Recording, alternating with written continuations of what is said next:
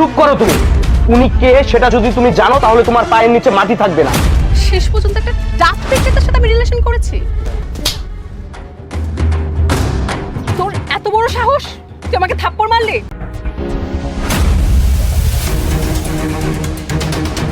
আরে আরে আরে ভাই, আরে ভাই ভাই উঠেন। আরে আপনি আপনি ঠিক আছেন? হ্যাঁ আমি সুস্থ আছি। আপনার গায়ে তো অনেক জ্বর। আপনার বাসা কোথায়? এই যে একটু সামনে আমার বাসা। ও, আপনি তো এটা নিয়ে যেতে পারবেন না। একটা কাজ করি, আপনাকে আমি এগিয়ে দেই। ভাই আমি নিয়ে যেতে পারবো, সমস্যা নেই। না ভাই, আপনার যে শরীরের অবস্থা, আপনি এটা নিয়ে যেতে পারবেন না। একটা কাজ করি, আমি নিয়ে যাই।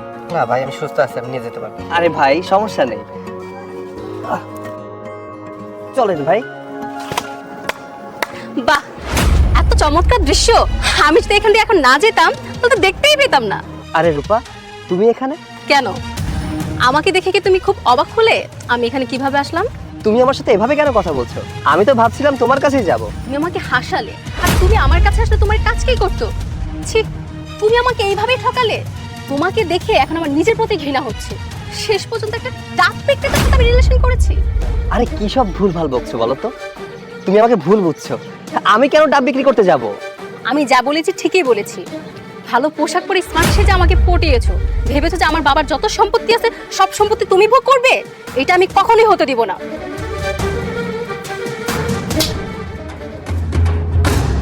তোর এত বড় সাহস, তুই আমাকে থাপ্পড় মারলি? আজকের পর থেকে তোর সাথে আমার কোনো সম্পর্ক নাই। Break up. আরে যাও যাও, তোমার মতো নিচু মনের মানুষের সাথে আমি কোনো সম্পর্ক রাখতে চাই না। যে মানুষকে মানুষ বলেই মনে করে না, তার সাথে আবার কিসের সম্পর্ক? ভাগ্যিস আজকে তোমার আসল রূপটা আমি দেখতে পেয়েছিলাম, আর তা না হলে জানতেই পারতাম না তুমি মানুষটা কেমন। যাও এখান থেকে।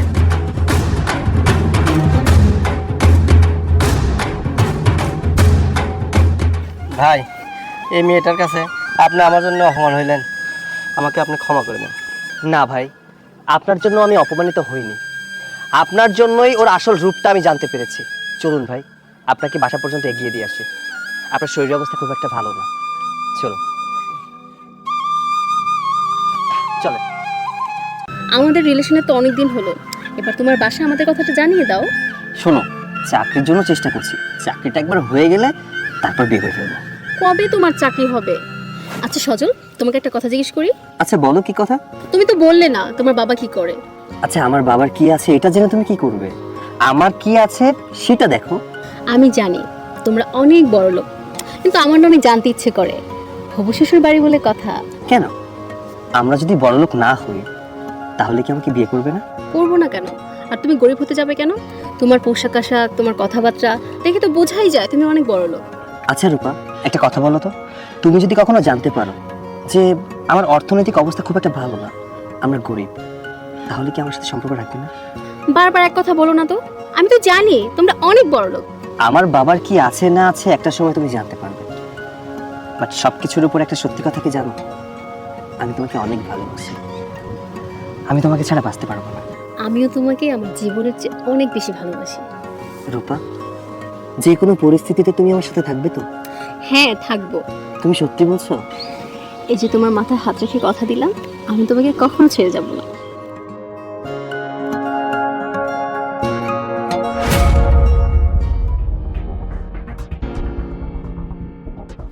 বাবা, তুমি কোথায় যাচ্ছ?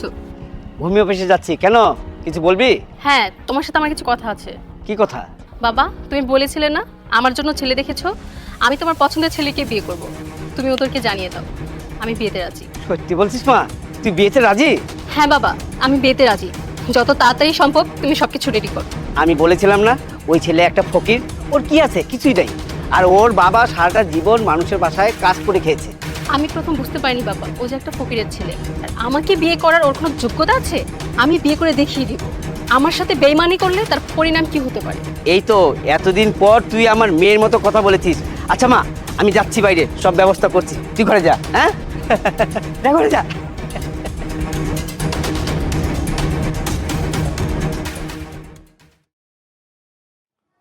স্যার আসবো?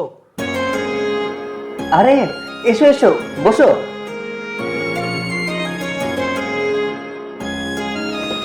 আচ্ছা, তোমাকে যে কাজ দিয়েছিলাম, কাজগুলো ঠিকঠাক করেছো? জি স্যার। স্যার আপনাকে একটা কথা বলতাম। আমার জন্য বাসা থেকে মেয়ে দেখেছে। আগামী সপ্তাহে আমাদের এঙ্গেজমেন্ট। বাহ, এ তো খুশির সংবাদ। আচ্ছা, তোমার কতদিনের ছুটি লাগবে সেটা বলো। স্যার, আমাকে 3 দিনের ছুটি দিলে হবে। 3 দিন না, 1 সপ্তাহ ছুটি দিলাম তোমাকে। আপনাকে অসংখ্য ধন্যবাদ স্যার। আরেকটা কথা স্যার, আপনাকে কিন্তু অনুষ্ঠানের দিন অবশ্যই থাকতে হবে। আরে কি যে বলো না, তোমার এঙ্গেজমেন্ট আর আমি আসবো না? অবশ্যই আসবো। ধন্যবাদ স্যার। তাহলে স্যার আমি ফাইলটা নিয়ে যাই। আচ্ছা ঠিক আছে, আসি স্যার, আসসালামু আলাইকুম। ওয়ালাইকুম আসসালাম।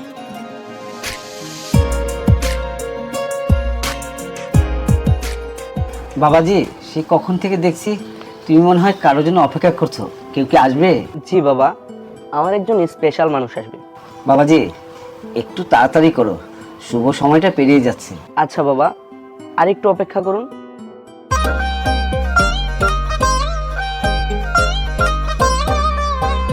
ওই তো এসে পড়ছে। তুই এখানেও চলে আসলি? ছোট লোকের বাচ্চা, তুই আমার বাসা থেকে বের হয়ে যা। আচ্ছা, তুমি কাকে কি বলছো? তুমি কি ওনাকে চিনো? উনিকে? হ্যাঁ চিনি, খুব ভালো করেই চিনি। সামান্য একজন ডাক বিক্রেতা। চুপ করো তুমি। উনি কে সেটা যদি তুমি জানো তাহলে তোমার পায়ের নিচে মাটি থাকবে না। থাক, ওনাকে আর আমার পরিচয় দিয়ে লাভ নেই। উনি মনে হয় তোমার হবু স্ত্রী, রাইট? স্যার, আমাকে ক্ষমা করবেন। আমি জানতাম না ওনার ব্যবহার যে এত খারাপ। আর যদি জানতাম তাহলে কখনো আমি এই বিয়েতে রাজি হতাম না। আপনি সামান্য একজন কাজের লোকের জন্য আমাকে অপমান করছেন? আচ্ছা, আপনার কি মাথা খারাপ হয়ে গিয়েছে? আপনি কাকে বারবার কাজের লোক বলছেন? আপনি ওনাকে চিনেন? আমি যেই অফিসের মধ্যে জব করি সেই অফিসের বস উনি। কি? ও আপনার অফিসের বস? হ্যাঁ, আমি ওনার অফিসের বস। মনে আছে সেদিনের কথা, যেদিন আপনি আমাকে ডাবওয়ালা ভেবে আমাকে রিজেক্ট করেছিলেন? শুনুন, আমি ডাবওয়ালা না। ওই দিন আপনাকে আমি বলতে যাচ্ছিলাম যে আমি অফিসের বস, আমাদের টাকা পয়সা সম্পত্তির কোনো কিছুর অভাব নেই। প্রতিমধ্যে আমি দেখতে পাই ডাবওয়ালা অসুস্থ হয়ে যায়। আমি তাই তাকে সাহায্য করার জন্য গিয়েছিলাম, আর আপনি আমাকে দেখে ভেবেছেন আমি একজন ডাবওয়ালা। ভালোই হয়েছিল, সেদিন ডাবওয়ালার সাথে আমার দেখা হয়েছিল, আর তা না হলে আপনার এই মুখোশটা তো আমি দেখতে পেতাম না। রিমোট, আমি চলে যাচ্ছি। যাবার আগে তোমাকে একটা কথা বলে যাই, জীবনে জীবন সঙ্গী নিয়ে সবসময় বেছে নেওয়া উচিত। আসি।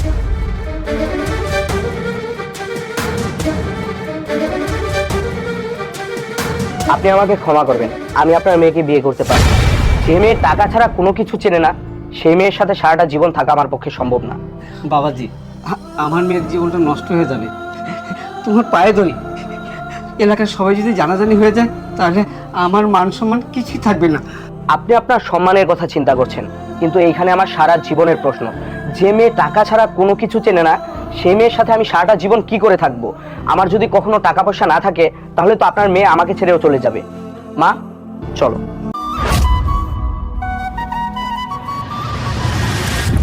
আরে আরে আরে, এ কি? তুমি আমার সাথে এমন আচরণ করছো কেন? প্লিজ আপনি ঘর থেকে এখনই বের হয়ে যান। মানে? মানে খুব সহজ, আমি আপনাকে বিয়ে করতে চাইনি। আমার বাবা মা আপনার সাথে জোর করে বিয়ে দিয়েছে। তুমি এসব কি বলছো? তোমার সাথে আমার বিয়ে জোর করে হয়েছে? জি হ্যাঁ। তাহলে তুমি আমাকে বিয়ের আগে এই কথাটা কেন বলোনি? কিভাবে বলবো? আমাকে তো বলার সময়টা কেউ দেয়নি। কারণটা কি জানেন? আপনার অনেক টাকা, আপনি বিদেশ থেকে আসছেন তাই। তাহলে এখানে আমার অপরাধটা কোথায়? আপনার কোনো অপরাধ নেই, সব অপরাধ আমার বাবা মার। তাদের জন্য আমার জীবনটা শেষ, তাদেরকে আমি কখনো ক্ষমা করব না। বাবা মা যা করে সন্তানের মঙ্গলের জন্য করে। তোমার বাবা মা তোমার ভালো চায় তাই আমার সাথে বিয়ে দিয়েছে। দেখেন, আপনাকে আমার বাবা মার সাফাই গাইতে হবে না। ও, আপনি তো সাফাই গাইবেন কারণ আপনার পছন্দের মেয়ের সাথে তো আমার বাবা মা আপনাকে বিয়ে দিচ্ছে, তাই না? দেখুন, আমার বাবা মা আপনাকে পছন্দ করতে পারে, কিন্তু আমি মোটেও পছন্দ করি না। দেখো মৌ, তুমি নতুন বউ হয়ে যদি আমার সাথে এমন আচরণ করো, আশেপাশের লোকজন শুনলে কি ভাবে বলো তো? দেখুন, যে যাই ভাবুক আমার কোনো আসে যায় না। আর শুনুন, আপনার ভাবনা থেকে বাদ দিন যে আমি আপনার বউ। আর হ্যাঁ, আর আমার কানের সামনে ঘ্যান ঘ্যান করবেন না, আমি আপনার বউ। আচ্ছা ঠিক আছে, আমি তোমাকে আর বউ বলে ডাকবো না, মৌ বলে ডাকবো। খুশি? আচ্ছা, অনেক রাত হয়ে গেছে, আমাকে একটু জায়গা দাও, আমার ঘুম পাচ্ছে। খবরদার, আপনি আমার কাছে আসার ফোন দিয়ে আটবেন না। আমি আপনাকে স্বামী হিসেবে মেনে নিইনি। আর আপনি এই বিছানায় ঘুমাতেও পারবেন না। আর আপনি যদি এখানে থাকার জন্য জবরদস্তি করেন তাহলে আমি কিন্তু এই বাসা থেকে বের হয়ে যাব। আরে আচ্ছা আচ্ছা, ঠিক আছে ঠিক আছে, আমি এখানে ঘুমাচ্ছি না, আমি বালিশ নিয়ে বাইরে চলে যাচ্ছি, তুমি ঘুমিয়ে পড়ো। যত সব।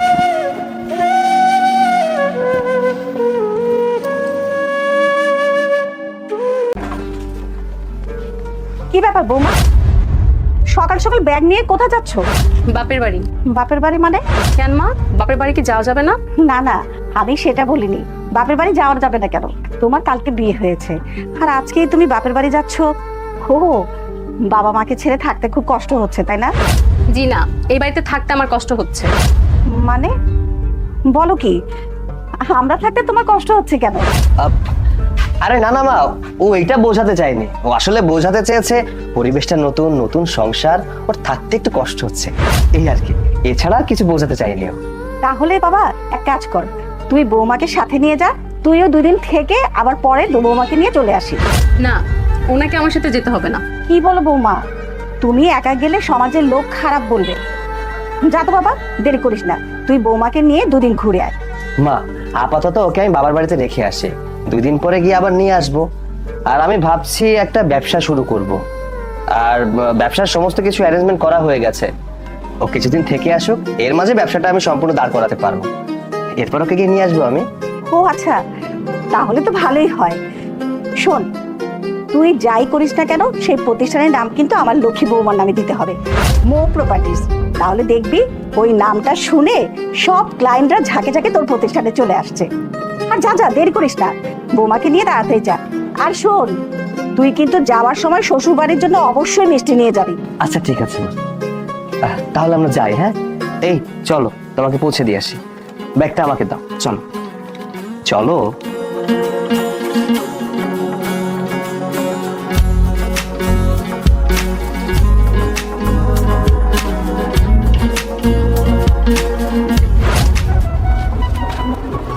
অটো থামেন। আরে কি ব্যাপার, অটো এখানে দাঁড় করালে কেন? তোমার বাড়ি আসতে তো এখন অনেক দূর। এই আপনি নামেন। কেন? আহা বাবা, নামতে বলছি, নামেন না।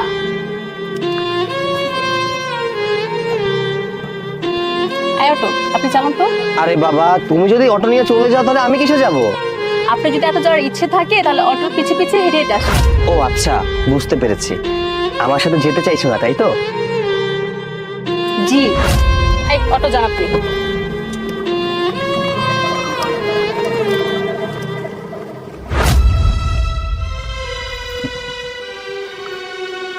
কিরে বাবা, তোর সাথে কি বৌমার কিছু হয়েছে? হঠাৎ কালকে তো বাড়িতে চলে গেল, আবার তোকে সাথেও কি নিয়ে গেল না? আসলে মা তেমন কিছু না, সত্য কথা বলতে কি, তোমার বৌমা আমাকে বিয়ে করতে চায়নি, তার বাবা মা জোর করে আমার সাথে বিয়ে দিয়েছে। আসলে তোমার বৌমার আমাকে পছন্দ হয়নি। কি বলিস এসব?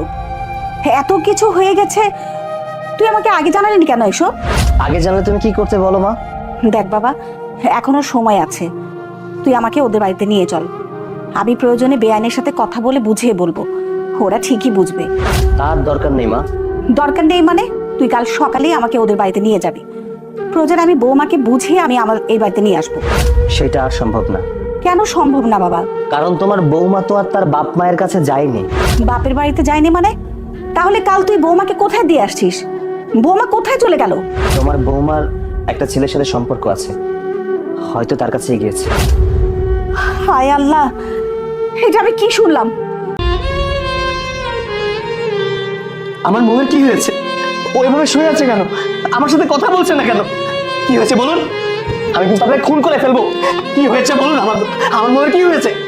চিৎকার চেঁচামেচি করবেন না, বাইরে চলুন, আমি আপনাকে সব বুঝিয়ে বলছি। আসুন।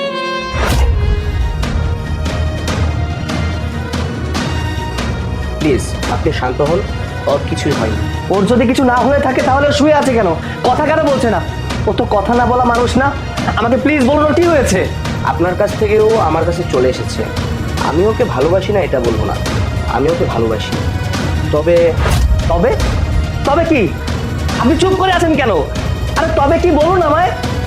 আমার কাছে চলে আসার কিছুদিন পর ও হঠাৎ করে অসুস্থ হয়ে যায়, আর আমি ওকে ডাক্তারের কাছে নিয়ে যাই।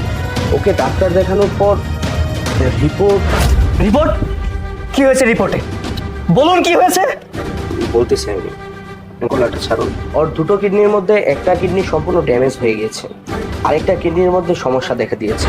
এত বছর ধরে ওর মাজার সমস্যা, ও কখনো ডাক্তার দেখায়নি, কারো কাছে কিছু বলেনি, সব লুকিয়ে রেখেছে, নিজের অসুস্থতা নিজের মধ্যে পোষণ করেছে। আর এখন যদি আমি ডাক্তার দেখিয়ে রিপোর্ট না করাতাম তাহলে তো আমার জীবনটাও নষ্ট হয়ে যেত। আপনার জীবন নষ্ট হয়ে যেত মানে? মানেটা খুবই সহজ, মৌ আপনার বিয়ে করা স্ত্রী আর আমার প্রেমিকা। আমি একজন অবিবাহিত ছেলে, আমি জেনে শুনে একজন মৃত্যু পদযাত্রী মেয়েকে কি করে বিয়ে করি? আমি ওকে বিয়ে করে তো আমার জীবনটা নষ্ট করতে পারবো না, তাই না? প্লিজ আস্তে কথা বলুন। মৌ যদি এই কথা কোনোভাবে শুনে ফেলে তাহলে ও মরার আগেই মরে যাবে। আপনি জানেন মৌ আপনাকে কতটা ভালোবাসে। ও জানে আপনি গরিব, আমি বিদেশ থেকে অনেক টাকা পয়সা নিয়ে এসেছি, তারপরেও আপনাকে অনেক ভালোবাসে। আপনাকেও জীবনের থেকে বেশি ভালোবাসে। এর জন্য এখনো পর্যন্ত ওর শাড়ির আঁচলটা আমাকে ধরতে দেয়নি। আর আপনি কি না বলছেন ওর জন্য আপনার জীবনটা নষ্ট হয়ে যাবে? হ্যাঁ, ভালোবাসতাম, কিন্তু এখন আর ভালোবাসি না, কারণ আমাকে দেওয়ার মতন ভালোবাসা ওর কাছে এখন আর নেই। আর এখন আমি আর একটা রোগীকে ভালোবাসতে চাই না, আমি চেয়েছি একজন সুস্থ সুন্দর মানুষকে ভালোবাসতে। ইস, বলছি আপনি আস্তে কথা বলুন। আমি চাই না আমার ভালোবাসার মানুষটা আপনার কথা শুনে মরার আগেই মরে যায়। প্লিজ, নীতিবাক্য বাদ দিয়ে আপনি আপনার বউকে নিয়ে যান। আমি ওর কিছু হতে দেব না, কিছু না। মৌ, কিচ্ছু হবে না তোমার, চলো চলো, কিচ্ছু হবে না, চলো।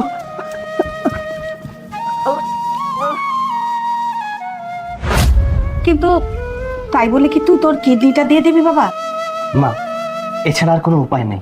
আমি যদি কিডনি না দেই তাহলে হয়তো তোমার বৌমাকে বাঁচানো সম্ভব হবে না। কি বলিস বাবা? তোর যদি কিছু হয়ে যায় তাহলে আমি থাকবো কি করে? মাগো, আমার কিচ্ছু হবে না, তুমি দেখো তোমার দোয়া আছে না আমার সাথে। মানুষ একটা কিডনি নিয়েও বাঁচতে পারে। দেখো মা, আমার ভালোবাসার মানুষটাকে বাঁচাতে পারবো জেনেও যদি আমি মুখ ফিরিয়ে নেই তাহলে তো ভালোবাসার উপর থেকে মানুষের বিশ্বাসটুকু হারিয়ে যাবে। মা, যদি আমার কিছু হয়ে যেত তুমি কি আমাকে কিডনি দিতে না বলো? তোর জন্য আমি কিডনি কেন, প্রয়োজনে আমি আমার জীবনও দিয়ে দিতে পারবো। তাহলে তোমার ছেলে বিধায় তুমি কিডনি দিতে পারবে, তোমার জীবনটাও দিতে পারবে, কিন্তু তোমার বৌমা পরের মেয়ের জন্য কি ওর থেকে মুখ ফিরিয়ে নেবে? মা, না রে বাজান, তুই আমার একমাত্র বেঁচে থাকার অবলম্বন, তাই অনেক ভয় হয়। ভয় পেও না মা, কিচ্ছু হবে না। তোমার দোয়া আমার সাথে সব সময় আছে। দেখো, তোমার ছেলেরও কিছু হবে না, তোমার বৌমারও কিছু হবে না। আল্লাহর কাছে দোয়া করি আমার সন্তানদের যেন কিছু না হয়।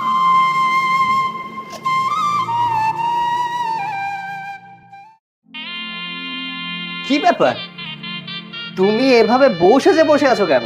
যার বউ তার জন্য। চার বউ তার জন্য মানে? ওখানে দাঁড়িয়ে দাঁড়িয়ে কি সব কথা বলবে, নাকি আমার পাশে বসে আমার ঘুমটা তুলে মুখটা দেখে কিছু বলবে? দেখি তো আমার মিষ্টি বউটাকে কেমন লাগছে। বাহ, অনেক সুন্দর লাগছে। বলছি আমাকে একটু শক্ত করে তোমার বুকে জড়িয়ে ধরবে, যাতে কেউ কোনোদিন তোমার কাছ থেকে আমাকে আলাদা না করতে পারে। হ্যালো গাইজ, আজকে গোপালগঞ্জের অবস্থা খুবই খারাপ। এই জন্য আমরা গোপালপুরে দাঁড়িয়ে আছি। শত শত গাড়ি এখানে দাঁড়িয়ে আছে। সো পুলিশ প্রশাসনের কাছে আমি এতটুকু আকুল আবেদন করি যে সবাই যেন সুন্দরভাবে তাদের গন্তব্যস্থানে পৌঁছাতে পারে সেই ব্যবস্থা করুন। অনেকক্ষণ ধরে এখানে দাঁড়িয়ে আছি সবাই, প্রায় শত শত বাস এখানে দাঁড়ানো আছে। এখান থেকে সবাইকে বের করার অনুরোধ রইল।